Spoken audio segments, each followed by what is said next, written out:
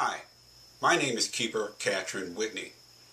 I am the CEO and founder of DirectSellingLive.com.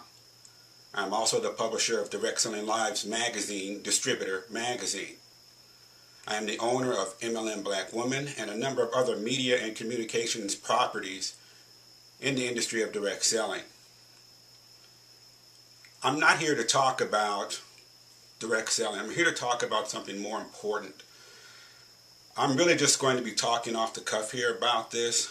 The NFL situation has really caused me to think about my life and some of the things that I've gone through, some of the abuses, and even just as of yesterday, some things that I thought I had tucked away, things that I thought I would never remember just started coming up again. And I just really wanted to take a few moments to put my thoughts down on video and just to share with people what I think, in the hopes that it may help some families and some children. The NFL's recent news with Ray Rice, the video of him striking his then fiancée in the elevator, which for many people put a face on domestic abuse, even though we've had many millions of women and children abused. All of a sudden, we now have a face because it was videotaped. And then, shortly around the same time, Minnesota running back Adrian Peterson's story comes out about his abuse of his children. I happen to think that if it wasn't for the Ray Rice video, we would not be talking about this in the way that we are. And even though the tragedy has occurred, it brings the opportunity to create dialogue and begin to take a step back and ask the question, are we willing to sacrifice our family and children for the almighty dollar? Let me share a few things about my life just so you have a better understanding of where I am with all of this and why. So please bear with me. Growing up in Portland, Oregon, my mother had 8 children. She had all 8 of us before she was 24 years old. Here she is 23 and she's got 8 kids, all within 7 years. My father was pretty abusive to her, and I witnessed a lot of this growing up very early in my life. I witnessed her being chased around the living room and the dining room screaming for her life, as my father would eventually catch her more often than not and beat her and do all sorts of things to her, even threatening to kill her life. Even threatening to take her life, for he at one time had killed a guy but had gotten off, but would use that to intimidate her and keep her in her place. Luckily for us, my mother was able to put all 8 of us kids, and understand we are under 10 at this time. I'm the second oldest of the 8 kids, and my older brother, we saw a lot of this. And so she was able to get all 8 of us into a car and drive us down to Southern California, where she eventually met another man who, by all accounts, was much worse than my father.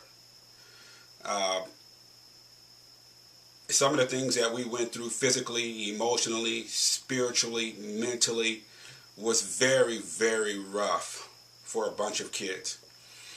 My mother, for all intents and purposes, handed over discipline to this guy, 6'6", 230 pounds. And he was not shy when it came to handing down punishment.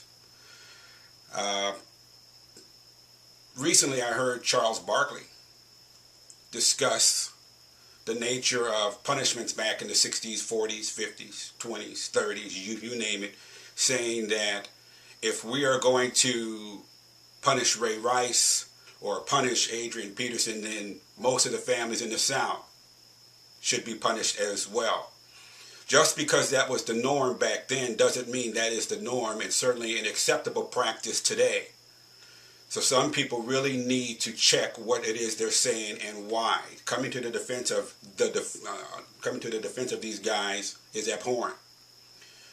There's nothing quite like, which I experienced, being asleep late into the night, and all of a sudden there's a rush of cold air coming across your body as a young kid, and then feeling the lash of a belt coming across your back and across your buttocks, all because you forgot to wash the dishes. which is kind of strange. With all 8 of us growing up, everyone had a chore to do, and you had a week to do that chore. So every now and then someone would forget that it was their week. You know, you're talking almost 2 months. But if you forgot, you felt the pain.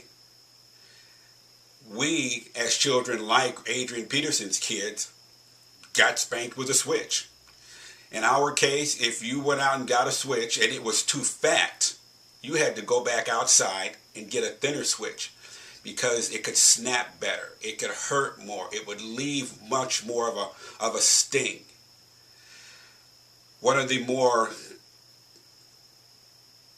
worst things I've ever experienced, of course, was having to pull my pants down and lean over an ottoman, which is a type of chair that you would put in front of a recliner and rest your legs on. Lean over that and be spanked with an extension cord.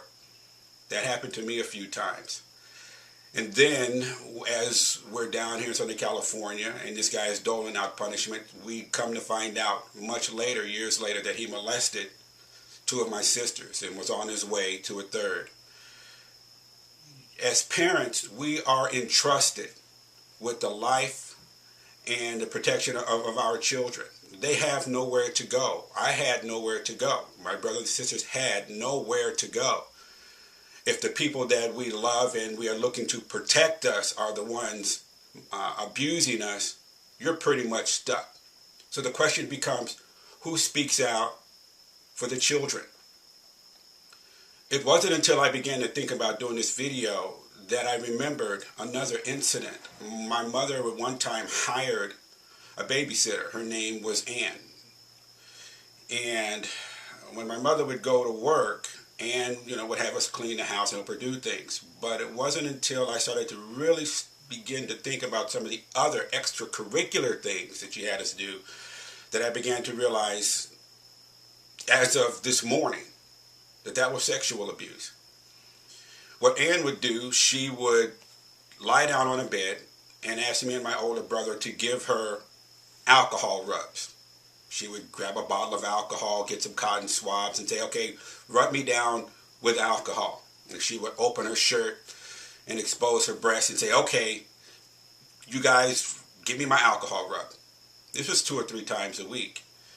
And I was about, 10 years old, 11 years old. I didn't think anything of it. But as I thought about it this morning, I began to realize just how twisted this really was. Because as we would do this, her hands would begin to slip underneath the sheet. And she would close her eyes and so now I know what was going on. And as a young boy, not knowing then what I know now, that is sexual abuse. It is not an acceptable thing to do. What really got me to thinking about doing this video was watching some of the Baltimore Ravens female fans come to the defense of Ray Rice. I just could not understand it.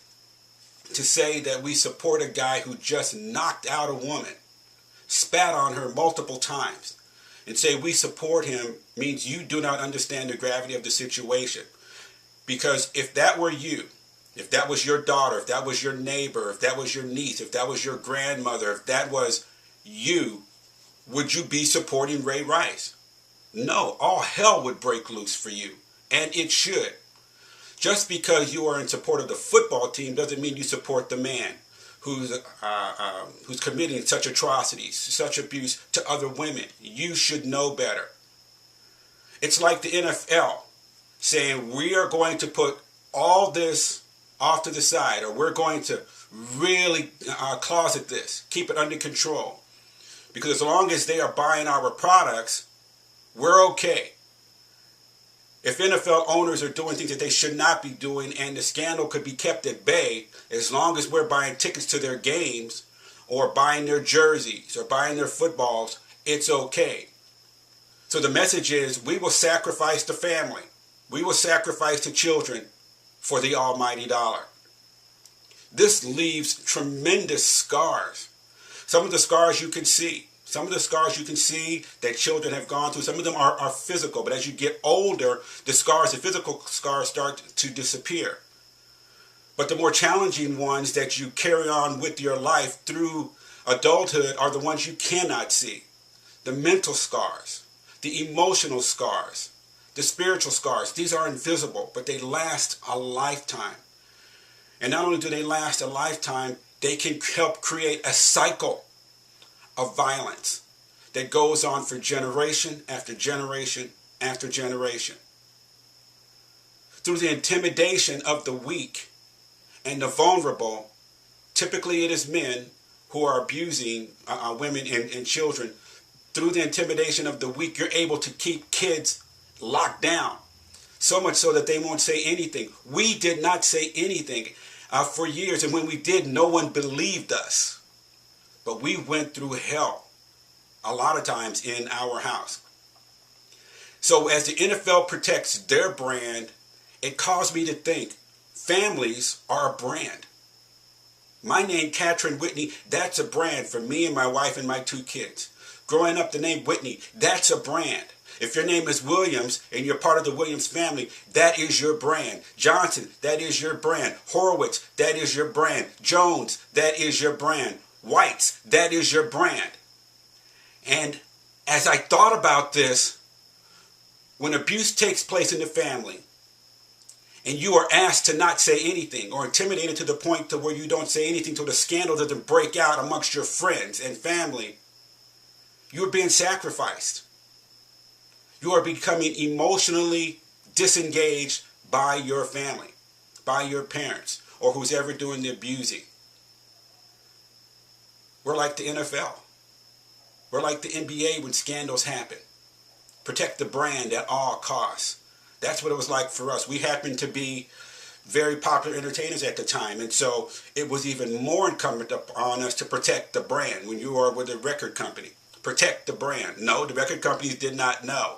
We were locked down in the house. Oftentimes you're told nothing goes past these 4 walls. That was our mantra. Nothing goes past these 4 walls. If you're not in our family, you do not need to know.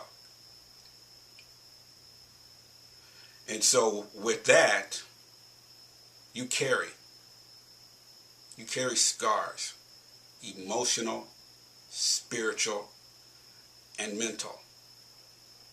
I'm 55 years old and I'm still carrying the scars. I still think about this every day.